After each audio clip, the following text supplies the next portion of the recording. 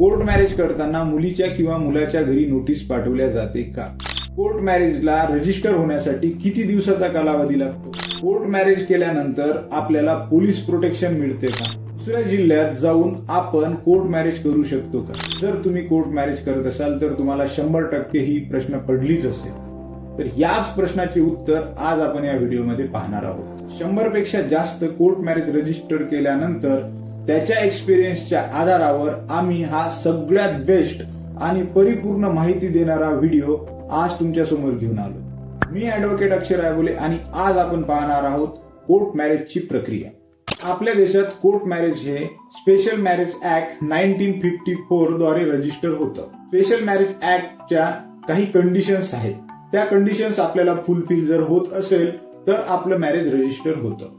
त्याच्यामध्ये पहिली जी कंडिशन आहे ती म्हणजे मुलीचं वय हे 18 वर्ष पूर्ण पाहिजे, मुलाचं वय हे 21 वर्ष पूर्ण पाहिजे. मुलगा आणि मुलगी हे कोणत्याही प्रोहिबिटेड रिलेशनशिप मध्ये नसले पाहिजे किंवा ते सपिंड नसले पाहिजेत.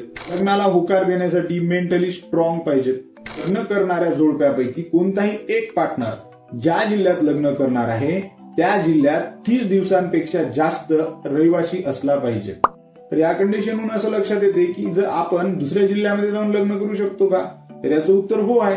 परंतु त्याला त्या जिल्ह्यामध्ये 30 दिवसापेक्षा जास्त दिवस रहिवासी राहायला पाहिजे आणि तसे एक तिथलं जो ऍड्रेस प्रूफ त्याने सबमिट केला पाहिजे.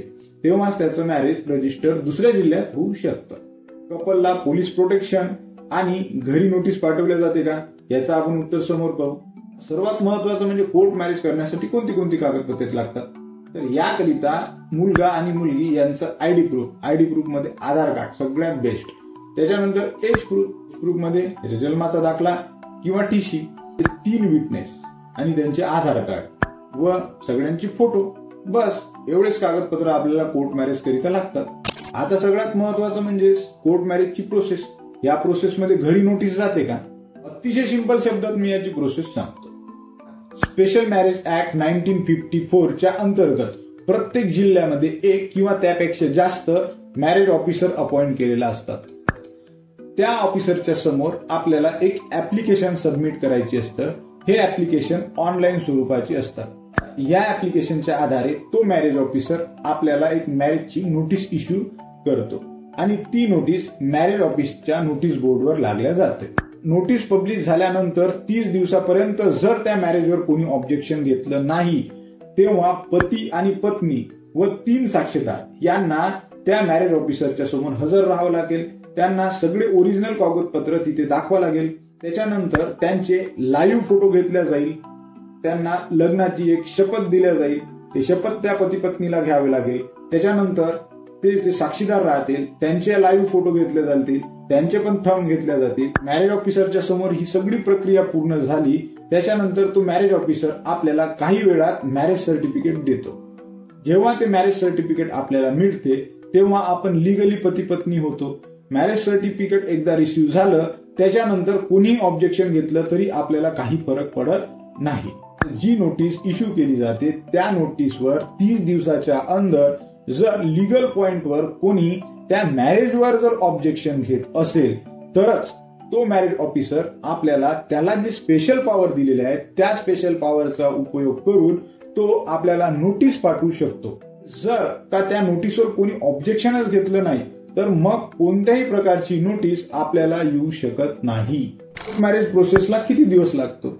आपण आवेदन केल्यानंतर 30 दिवसाची नोटीस राहतो. 30 दिवस झाल्यानंतर आपण लगेच मॅरेज करू शकतो. म्हणजेच कमीत कमी याला 30 दिवसाचा अवधी लागतो. मी इंटरकास्ट कोर्ट मॅरेज केलंय आणि तुम्हाला जर वाटत असेल तुमच्या जीवाला धोका आहे तर तुम्हाला पोलीस प्रोटेक्शन मिळते का? तर याचं उत्तर एका केसमध्ये लपलेलं आहे. त्या केसचं नाव आहे Lata Singh versus state of UP. 2007 ची केस आहे. त्याच्यामध्ये म्हटलेलं आहे की जर 2 बालिक व्यक्ती त्यांच्या मर्जीने जर आपसात लग्न करत असेल आणि जर त्यांच्या जीवाला धोका असेल तर या राज्याला म्हणजेच या पोलिसाला त्यांना प्रोटेक्शन द्यावं लागतंच. या केस लॉ नुसार तुम्ही स्थानिक पोलीस स्टेशन, एसपी किंवा डिस्ट्रिक्ट मॅजिस्ट्रेट यांच्याकडे प्रोटेक्शनचं आवेदन करू शकता. तुमचं इंटरकास्ट मॅरेज झालेलं आहे, तुम्ही घरातून निघून गेलेले आहे आणि तुम्ही जर फायनान्शियल स्ट्रॉंग नसाल आणि तुम्हाला जर पैशाची नितांत आवश्यकता असेल तर महाराष्ट्र शासनाचं आंतरजातीय विवाहासाठी विशेष एक स्कीम आहे. त्या स्कीमनुसार तुम्हाला किती पैसे मिळतात, त्या स्कीमचं आवेदन कसे करायचे याची संपूर्ण प्रक्रिया हे तुम्हाला पूर्णतः डिटेलमध्ये समजावून सांगितलेली आहे. तर त्याचा व्हिडिओ सुद्धा मी तुम्हाला या डिस्क्रिप्शन बॉक्समध्ये प्रोव्हाइड केलेला आहे.